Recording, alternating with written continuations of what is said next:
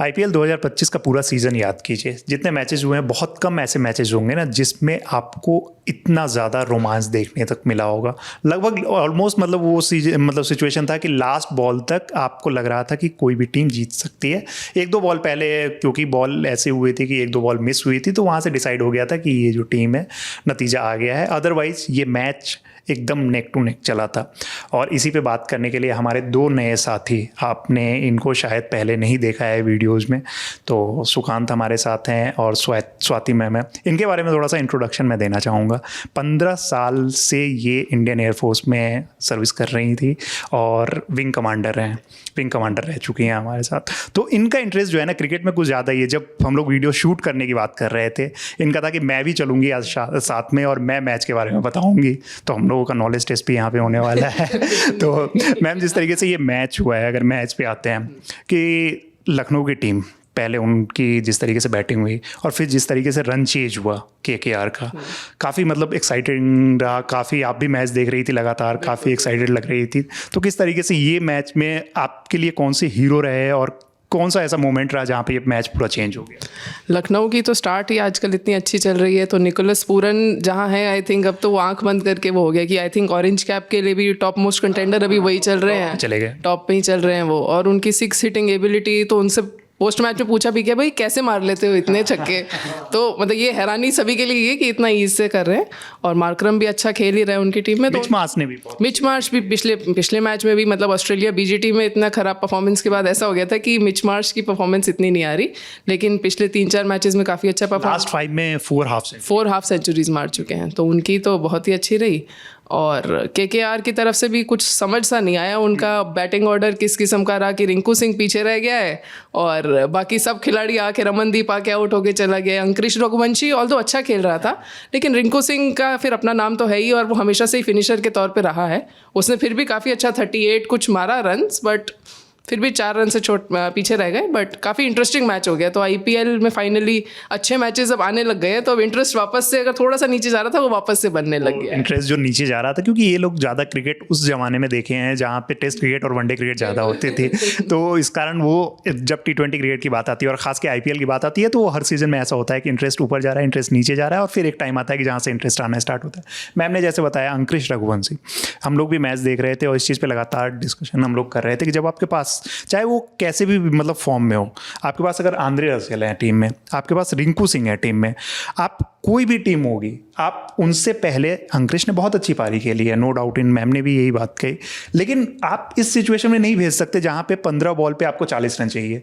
तो ये कहीं ना कहीं केकेआर मैनेजमेंट से यहाँ पे गलती हुई है। हाँ, ये एक चीज़ कह सकते हैं कि केकेआर मैनेजमेंट को ये प्लान आउट करना चाहिए था कि रिंकू सिंह जो उनका मैच विनर है, जो उन्होंने करके पहले दिखाया है, उनको आगे रखना चाहिए था। क्योंकि अभी अगर हम देखें, रसेल भले ही पिछले कुछ समय से फॉर्म में नहीं है, लेकिन रिंकू सिंह लगातार परफॉर्म करते हैं। और रिंकू सिंह की अगर बात करें तो उन्होंने लास्ट में जितने पावरफुल शॉट लगाए, इस कारण ही ये 4 रन का स्कोर दिख रहा है। वो मार्जिन नहीं तो ज़्यादा हो जाता, बहुत ज़्यादा मार्जिन होता। तो जो मैच लगभग उनके हाथ से 13, 14, 15 ओवर में निकल गया था, उसको वापस से बनाया रिंकू सिंह ने। पर अगर वो पहले आए होते तो शायद ये ज़्यादा बेहतर होता। जो मैच निकलने की बात कर रहे हैं और हम लोगों ने भी मैच जैसे देखा, मैच तब तक बना हुआ था जब तक रहाणे क्रीज पे थे। रहाणे और वेंकटेश अय्यर जिस तरीके से खेल रहे थे, 13 ओवर में अगर मैं गलत नहीं हूँ तो 162 रन स्कोर बोर्ड पे थे और 13 ओवर में 162 रन आपके बन जाते हैं। सामने वाली टीम की एक तो बॉलिंग यूनिट की भी हम लोग बाद में बात करेंगे, लेकिन जिस तरीके से यहाँ मैच बना हुआ था, कहीं ना कहीं केकेआर को इस हार से बहुत ज़्यादा दर्द होने वाला है। बिल्कुल, वो तो होना ही। 13वां ओवर जैसे हमने देखा, वो 2 ओवर के बराबर का ओवर करना पड़ गया। लॉर्ड शार्दुल जिनको हम कहते हैं, उन्होंने मतलब कितना 5 खुद को भी कहते हैं, वो खुद भी वीडियो में वो खुद को भी कहते हैं, तो वो लॉर्ड ही कर सकते हैं कि इतना बड़ा ओवर एक डाल सकते हैं एक लॉर्ड। तो उसी ओवर के बाद से ही ऑल तो हर ओवर में विकेट जाती गई, तो केकेआर थोड़ा मतलब उनको भी सोचना पड़ जाएगा कि काम तो लॉर्ड वाला था कि 5 वाइड उन्होंने फेंक दिया और विकेट भी ले लिया रहा। बिल्कुल, हाँ, लास्ट बॉल पे विकेट ले लिया तो वो फिर पड़ रहा उनका भारी हो गया। तो बट हाँ, केकेआर को इस लॉस से अब सिंस 5 में से सिर्फ 2 ही मैच जीते हैं अभी, तो अब लास्ट टाइम के चैंपियन रह चुके हैं, तो उनको भी अपनी जो पोजीशन है वापस से लाने के लिए अब थोड़ी मेहनत। कहीं ना कहीं एक ये प्रेशर आ जाता है ना, कहीं ना कहीं एक प्रेशर इस तरीके का होता है कि लास्ट में अगर आप डिफेंडिंग चैंपियन इस टूर्नामेंट में आ रहे हो, आपने अपने कप्तान को लूज कर लिया, जो आपके मतलब कैप्टन थे, वो अब दूसरी टीम के साथ खेल रहे हैं, तो ये ये भी एक कहीं ना कहीं प्रेशर आ जाता है कि आप जब इतना बड़ा रन चेज कर रहे होते हो, वहाँ पे जो मतलब से होता है मैनेजमेंट का, कहीं ना कहीं वो रोल आ जाता है कि आप जैसे अंकुरिश को ऊपर भेज रहे हो, रमनदीप को ऊपर भेज रहे हो, और आपके पास बड़े हिटर्स बचे हुए हैं। तो आज मतलब ये एक अलग मिस्टेक रही है। फिर बॉलिंग यूनिट की भी बात करें तो केकेआर के बॉलर्स ने भी काफ़ी निराश किया है। बिल्कुल, क्योंकि नारायण और रसल जैसे पिछली बारी हर मैच में कुछ नहीं होता था कि नारायण और रसल है वो बॉलिंग में भी बैटिंग में भी सब कुछ थ्रू कर लेते थे। इस परफॉर्मेंस में आईपीएल के अब तक के सभी मैचेस में नारायण और रसल वो उतना इम्पैक्ट नहीं दे पाए जितना उन्होंने अभी तक हर आईपीएल में दिया है।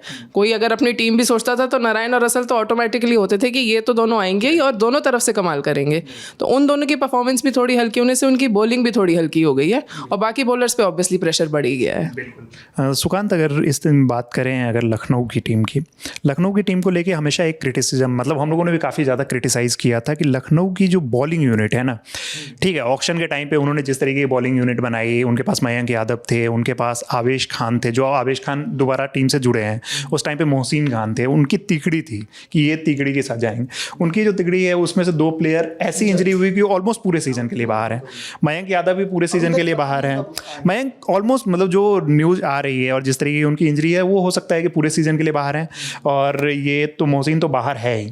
तो कहीं ना कहीं उसके बाद उनसे कुछ ना कुछ मैनेजमेंट से ज़रूर गलती हुई है कि जो उनके बॉलिंग यूनिट है, उनकी बॉलिंग यूनिट देख के काफ़ी ज़्यादा कमज़ोर नज़र आती है। हाँ, लखनऊ की अगर बॉलिंग की बात की जाए तो अभी जितनी टीम्स हैं उसमें सबसे कमज़ोर अगर बॉलिंग यूनिट के तौर पे करें तो वो लखनऊ है। हालांकि अब दिग्वेश राठी जो रोल जो आकर के बीच में ये कर रहे हैं, क्योंकि अगर आप बाकी रेगुलर बॉलर्स को देखो तो उनके पास अनुभव ज़्यादा है दिग्वेश से, लेकिन इसके बावजूद वो परफॉर्म नहीं कर पा रहे हैं जितना दिग्वेश राठी। और दिग्वेश राठी के साथ उनके एक सेलिब्रेशन की बात जरूर होगी, क्योंकि वो फिर एक नया काम कर दिया है, फिर फाइन लगेगा, लेकिन उनके सेलिब्रेशन की चर्चा हर ओर फिर से शुरू हो गई है। मैम, इस तरीके के सेलिब्रेशन की आप बात हो रही है, तो जो यंग एज के लोग हैं, हम लोगों की एज से भी, वो हमसे भी जूनियर होंगे जिस तरीके की एज में, तो ये एक रिजिडनेस कहीं ना कहीं है कि आप 2 मैच में लगातार फाइन लगाया है, तीसरे मैच में आएगा फिर से आपको डिमेरिट पॉइंट मिलेगा।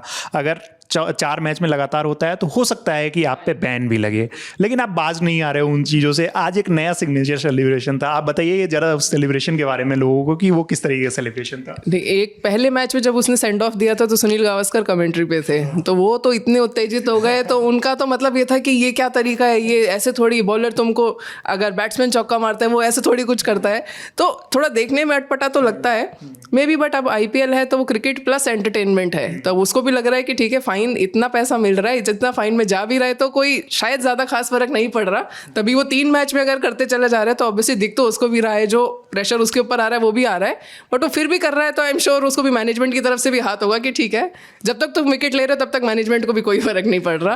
तो मतलब शायद मैच को थोड़ा सा ज़्यादा इंटरेस्टिंग बना दिया, मेरे को ऐसा लगता है। इतना वांटेड नहीं है, ये मेरा पर्सनल ओपिनियन है, बट मे बी सेलिब्रेट सभी करते हैं, बट इतना भी नहीं होना चाहिए कि दूसरे वाले को आप पर्सनली पता नहीं मैं काफ़ी मतलब वो सामने वाले प्लेयर को कहीं हर्ट ना हो उस तरीके का। तो ये, और मतलब जो फाइन भी उन पे लग रहा है यही आ रहा है कि कोड ऑफ कंडक्ट जो है आप ब्रीच कर रहे हो इस कारण, क्योंकि प्लेयर्स को बुरा लगता है। एक प्लेयर जब आउट होके जा रहा होता है उसको आप लगातार और हर मैच में आप सेंड ऑफ दिए जा रहे हो। अब आप ये नहीं कह सकते कि ये तो मेरा दिल्ली का टीममेट है, वो तो मेरे को जानता है। जैसे प्रियांश के साथ हुआ था कि वो साथ में खेल रहे थे, तो वो समझ आता है कि फ्रेंड्स हैं तो उनके साथ हो सकता है। लेकिन यहाँ पे जैसे एक वीडियो हम लोग शूट कर रहे थे तो सौरभ ने यही बात कही थी कि जब ऐसा कुछ होता है ना, तो आप नॉर्मल अगर गली क्रिकेट या जो हम लोग खेल रहे हैं ग्राउंड में तो वो समझ आता है। यहाँ आपको बहुत सारे लोग आइडियलाइज कर रहे होते हैं, बहुत सारे लोग हैं जो आपको देख रहे होते हैं, तो कहीं ना कहीं ये सेलिब्रेशन जो है फन तक के लिए ठीक है, लेकिन लगातार आप कर रहे हो तो वो कहीं ना कहीं ये एक प्रॉब्लम बन सकती है। बिल्कुल, क्योंकि बहुत लोग हैं, हर एज ग्रुप के लोग फॉलो कर रहे हैं उनको, तो कईयों को छोटे बच्चे अगर जो देख रहे हैं उनको लगेगा अगर ये इस स्टेज पे कर सकता है तो इसमें गलत क्या है। तो मे बी आपके ऊपर एक रिस्पॉन्सिबिलिटी है जो आपको समझनी चाहिए। आईपीएल हो जो भी हो, इट इज़ बिंग टेलीवाइज्ड, हर जगह हर कोई दुनिया में देख रहा है उसको, तो एक इंटरनेशनल स्टेज ही है। इंडियन प्रीमियर लीग होगा लेकिन है ये इंटरनेशनल स्टेज, तो उसकी गरिमा शायद मेंटेन करनी चाहिए। एक हम लोगों ने अंकुरिश की बात की और केकेआर मैनेजमेंट की बात की, आज एलएसजी मैनेजमेंट से भी एक चीज़ हुई है कि उनके कप्तान और सोशल मीडिया आप अगर खंगालोगे, आप लोग भी जो इंस्टाग्राम और ट्विटर और बाकी सोशल मीडिया प्लेटफॉर्म पे जा रहे होंगे, तो ऋषभ पंत के काफ़ी चर्चे हो रहे हैं। चर्चे इसलिए नहीं हो रहे हैं कि उन्होंने मैच जीता है, चर्चे इसलिए हो रहे हैं क्योंकि वो बैटिंग करने के लिए नहीं आए थे। तो क्यों, क्या रीज़न रहा कि बैटिंग करने के लिए वो नहीं आ पाए? और अगर वो रीज़न है जो कहा गया कि पीठ में चोट और वो सारी चीज़ें, लेकिन वहाँ पे सिचुएशन ये थी कि 3-4 बॉल बची हुई थी, तो क्या आपको लगता है कि ये जस्टिफाइड है कि जिस प्लेयर पे 27 करोड़ रुपए खर्च किए जा रहे हैं वो अपने से पहले 2-3 प्लेयर को भेज दें? देखिए, सबसे पहले तो जिस समय समत बल्लेबाजी करने के लिए आए, अगर उस जगह की बात करें ना, तो वहाँ पंत का आना एकदम बिल्कुल निश्चित था कि पंत ही आएंगे। लेकिन पंत ने मैच के बाद जो कहा वो ये था कि हम जो है राइटी और लेफ्टी कॉम्बिनेशन को देखते हुए ऐसा मतलब डिसीजन ले रहे थे। पर वहाँ पे तो लास्ट में आकर के स्कोर करना था, वहाँ लेफ्टी राइटी की बात नहीं थी। और ऐसा भी नहीं कि समत बहुत ज़्यादा स्कोर कर सकते हैं और पंत नहीं कर सकते। और अगर ये सवाल उठ रहा है ना कि अगर पंत नहीं कर सकते, तो इसका मतलब है कि उनका कॉन्फिडेंस अभी लो है। तो 27 करोड़ रुपए, अब ये 2-3 चीज़ें यहाँ पे आती है। जैसे मैं आपसे समझना चाह रहा हूँ कि आपने अगर पंत का जो स्टेटमेंट है, पंत कह रहे हैं कि left hand right hand combination, मैं पर्सनली T20 क्रिकेट में इस चीज़ से बिल्कुल भी इत्तेफाक नहीं रखता हूँ। टेस्ट क्रिकेट में मैं मान सकता हूँ कि उसके पीछे रीज़न होता है कि प्लेयर्स को थोड़ा थका दो। हम लोग भी क्रिकेट खेलते हैं और जहाँ पे अगर लॉन्ग ऑन लॉन्ग ऑफ पे आप लगे हुए हो, लेफ्ट राइट का कॉम्बिनेशन आता है, आप परेशान होते हो। लेकिन T20 क्रिकेट में क्या चल रहा है, और उसमें भी ठीक है, मैं मानता कि शुरुआत होती तो वो समझ आता। आपके आखिरी के 2-3 ओवर बचे हुए हैं, आपके स्कोरबोर्ड पे ऑलरेडी काफ़ी रन्स हैं। आज आपके पास एक मौका था कि आपके पास जो आपका जो कॉन्फिडेंस गिरा हुआ है, आप बड़ी पारी नहीं खेल पाए, आज छोटी ही पारी खेलते, लेकिन 2-3 अगर बड़े हिट लगा लेते तो हो सकता था कि आपका कॉन्फिडेंस वापस आता। लेकिन आपने खुद नहीं आए। फिर समद के बारे में, समद को आपने भेजा, समद के बाद मिलर को आपने भेजा, वहाँ पे भी आप नहीं आए। वहाँ तो लेफ्ट हैंड राइट हैंड वाला कॉम्बिनेशन नहीं था, वहाँ तो आप भी लेफ्टी थे, मिलर को आपने भेज दिया। अगर आप यही बात कर रहे हो तो मिलर को क्यों भेजा आपने फिर? तो वहाँ तो देखिए, जितने टाइम पर उनको आना था तो टारगेट फिक्स ही था कि हमें मैक्सिमम रन्स बनाने। कोई ऐसा नहीं था कि बहुत सारी विकेट गिर गई हैं, हमें स्टेबलाइज करने की ज़रूरत है या हमें लंबा खेलना पड़। लंबा खेलने का तो स्कोप ही नहीं आता T20 में। जब तक आप सेटल होते हैं आपको आउट ही, जैसे पिछले मैच में तिलक वर्मा को रिटायर कर दिया गया था क्योंकि पिछले से पिछले में तो रिक्वायरमेंट ही यही है कि आपको आके जल्दी मारना है। 200 का आपका टारगेट बन रहा था, उसको आपको एक्सीड करना था। और तो वहाँ पर उनका ना आना, आई होप कोई इंजरी कंसर्न ना हो या क्या है, वो तो शायद धीरे धीरे बाद में ही पता चलेगा, मैच खत्म होने के बाद ही कहानी आएगी सामने। बट अगर आते तो उनके लिए भी बेहतर होता और शायद स्कोर थोड़ा करते तो उनका कॉन्फिडेंस भी बढ़ता और आगे आने वाले मैचेस में LSG को और फायदा मिलता उनका। मैच खत्म होने के बाद उन्होंने ये बात कही थी कि पीठ में, मतलब मैं थोड़ी सी अकड़न टाइप की है कि पीठ से मतलब वो उतना नहीं, और वो मैच में देखा भी गया कि वो बार बार ज़मीन पे लेट जा रहे थे और उनको फिजियोथेरेपिस्ट आके वहाँ पे उनका ट्रीटमेंट वगैरह चल रहा था। लेकिन कहीं ना कहीं ये चीज़ को लेकर सवाल उठता है, और जहाँ पे पैसे की बात आ जाती है और जहाँ पे आपसे इतनी एक्सपेक्टेशन है, एक टीम को आप लेके जा रहे हो और लीड कर रहे हो आप उस टीम को, वहाँ पे अगर ऐसी चीज़ होती है तो उसको लेके लगातार सवाल उठते ही हैं। आखिरी चीज़, दोनों लोगों से ये ओपिनियन लेना चाहूँगा, जिस तरीके से लखनऊ की टीम खेल रही है, स्पेशली लखनऊ, KKR की बाद में बात करेंगे, क्या आपको लगता है कि इस बार क्वालिफायर तक ये जा रही है टीम? इस बार तो वैसे ही पॉइंट्स टेबल पूरी उलट फेर हो चुका है पूरा, कि आपको चेन्नई कहीं नहीं नज़र आ रहा, आपको मुंबई कहीं नहीं नज़र आ रहा। RCB भी अच्छा कर रही है, तो हो सकता है इस बार ही कोई 4 नए हमें खिलाड़ी टीम्स मिले टॉप 4 के लिए, ताकि IPL और इंटरेस्टिंग होता जाए। अभी तो फिर भी काफ़ी समय बाकी है, बट लखनऊ अच्छा परफॉर्म कर रही है एंड चांसेस हैं कि वो क्वालिफाई कर सकती है इस बॉलिंग यूनिट के साथ। क्योंकि मैं जब भी मैच देखता हूँ, और कितना भी आज भी हम लोग डिस्कस कर रहे थे मैच जब चल रहा था, मतलब मिड इनिंग में हम लोग कर रहे थे कि यार रन इतने तो बन गए हैं, डिफेंड कर पाएगी कि नहीं ये हमें नहीं पता है। तो ये बॉलिंग यूनिट के साथ क्या आपको लगता है कि लखनऊ की टीम जो है बहुत आगे जा पाएगी? अगर मैं अपनी ओपिनियन की बात करूँ ना, तो मुझे लगता है कि टीम में वो बैलेंस अभी भी नहीं है। अगर आप स्कोर देखोगे तो मेजोरिटी ऑफ द स्कोर जो है मिचेल मार्श बना रहे हैं या निकोलस पूरन बना रहे हैं। 2 प्लेयर पे आप पूरा मतलब एक टूर्नामेंट, IPL बहुत बड़ा टूर्नामेंट है, अभी 14 मैच सबको खेलने, तो वो सफ़र तय करना अभी बहुत लंबा सफ़र है। लेकिन अगर अभी की बात करें तो ये अब देखना होगा मैनेजमेंट को भी कि पंत कैसे कॉन्फिडेंस में आते हैं, या फिर उनकी इंजरी अगर है तो वो जल्दी ठीक हो जाए। बाकी जो भी चीज़ें हैं, क्योंकि पूरन हर मैच में नहीं होंगे, हर मैच में मार्श नहीं चल सकते। और बाकी बॉलिंग यूनिट को एज अ बॉलिंग यूनिट, क्योंकि वो ऑलरेडी कमज़ोर दिख रहे हैं, आकाशदीप के आने के बावजूद भी बहुत अंतर नहीं दिखा है। क्योंकि अगर आप देखें आज ओवरऑल जो वाइड सिर्फ शार्दुल ठाकुर नहीं थे, मतलब टोटल 22 रन इन्होंने एक्स्ट्रा दिए हैं, जिसमें से 20 वाइड है। 20 वाइड है, तो ये अपने आप में दिखाता है कि डिसिप्लिन बॉलिंग में इनमें नहीं है। तो वो हमेशा, ये तो 238 स्कोर पे लगा था, अगर ये 220 होता तो हाँ, हार गए होते हैं ना। ये हार गए होते। तो यही ऐसे सिचुएशंस के लिए आपको प्रिपेयर करने के लिए अभी मुझे लगता है कि वो बैलेंस नहीं है। अब वो बैलेंस मयंक यादव अगर वापस आते हैं तो मिलेगा, या बाकी परफॉर्म करना शुरू कर देंगे तो मिलेगा, पर अभी टीम ये मुझे बैलेंस नहीं दिखती और टॉप 4 की कंटेंडर तो बिल्कुल नहीं लग रही है। केकेआर पे भी एक लड़ाई इनकी, केकेआर की टीम, जितनी केकेआर यूनिट की बात करें तो केकेआर में जिस तरीके से हो रहा है, खास के 2 प्लेयर बहुत ज़्यादा निराश कर रहे हैं जिनका आपने नाम पहले भी लिया, सुनील नरेन और आंद्रे रसेल, जो इस टीम के बैकबोन मतलब हमेशा से रहे हैं। रसेल, ऐसा नहीं हो सकता है क्या कि उनको केकेआर अगले मैच में ड्रॉप करे, जो उनका परफॉर्मेंस रहा है, और किसी दूसरे रहमानुल्लाह गुरबाज उनके पास हैं जो बैठे हुए हैं, ठीक है वो बॉलिंग नहीं करते हैं, बट आप उनकी जगह किसी डोमेस्टिक प्लेयर को लेके आओ, कोई इंडियन ऑलराउंडर को लेके आओ, तो ऐसा हो सकता है कि अगले मैच में हम उनको ड्रॉप होते हुए देख लें।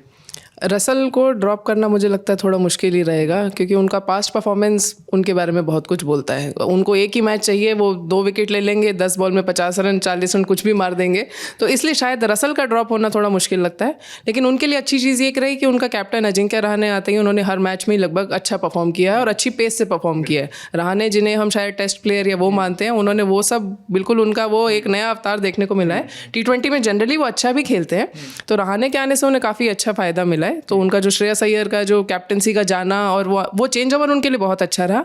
जिस दिन लेकिन नारायण और रसल खेल गए तो फिर केकेआर को हराना वही लास्ट ईयर की तरह हो जाएगा कि बिल्कुल मुश्किल हो जाएगा। तो मुझे लगता नहीं है कि रसल ड्रॉप होंगे। सुकांत? रसेल तो ड्रॉप होना बहुत मुश्किल है, क्योंकि रसेल सिर्फ बैटिंग नहीं करते, वो बॉलिंग भी करते हैं। आज अगर आपको गौर करेंगे तो रसेल जैसे ही बॉलिंग में आए उन्होंने विकेट ले लिया। तो ऐसा अक्सर होता है कि जब मैच में कुछ नहीं हो रहा होता और रसेल के हाथ में बॉल दी जाती है और बॉल से वो कुछ कर जाते हैं, तो क्योंकि वो सिर्फ और सिर्फ बैटिंग से योगदान नहीं देते हैं, तो इसी कारण से उनको ड्रॉप करना एक बहुत बड़ा कॉल होगा। और मुझे नहीं लगता कि मैनेजमेंट, क्योंकि मैनेजमेंट इतना भरोसा उन पर करती है दोनों पे, तो वो बहुत मुश्किल होगा। केमियो में आज नरेन ने भी अच्छी पारी खेली थी, 13 बॉल में 30 रन बनाए, जो मतलब जो स्टार्ट चाहिए था वो दिलाया, क्योंकि डिकॉक आउट हो गए थे, उस समय दबाव था। तो रहाणे के साथ आकर के वो बिल्ड किया, वो बहुत जरूरी था। तो इसलिए ये 2 प्लेयर ऐसे हैं जो कि मुझे लगता है कि मतलब केकेआर से ये अटैच्ड हैं कि इनको आप केकेआर के बिना नहीं देख सकते और केकेआर को इनके बिना नहीं देख सकते। तो वो ऐसा है, इसलिए इनको ड्रॉप मुश्किल है। बिल्कुल। तो हमारे दोनों साथियों और हमारे इन हाउस क्रिकेट एक्सपर्ट ने अपनी राय रखी है। आप लोग भी लगातार कमेंट बॉक्स में हमें बताते रहते हैं, और ये जो बात हमने की लास्ट में कि रसल को क्या केकेआर ड्रॉप करने वाली है अगले मैच में, इसके बारे में भी हमें ज़रूर बताएं। ऋषभ पंत को लेके आपका क्या मानना है ये भी हमें ज़रूर बताएं, और देखते रहिए हमारा चैनल ललन टॉप स्पोर्ट्स। और ललन टॉप अगले मैच के साथ भी हम आएंगे और यहीं पर आके फिर वीडियो करेंगे। धन्यवाद।